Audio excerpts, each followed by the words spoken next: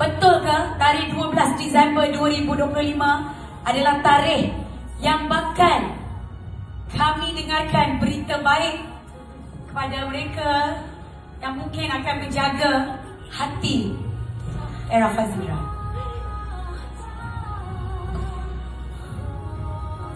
Bismillahirrahmanirrahim.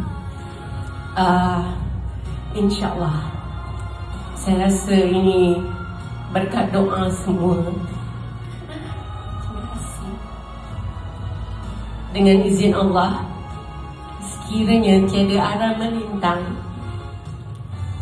pada tanggal 12 Disember bersamaan dengan Hari Jumaat, saya ni tangisan gembira tau, bukan tangisan sedih.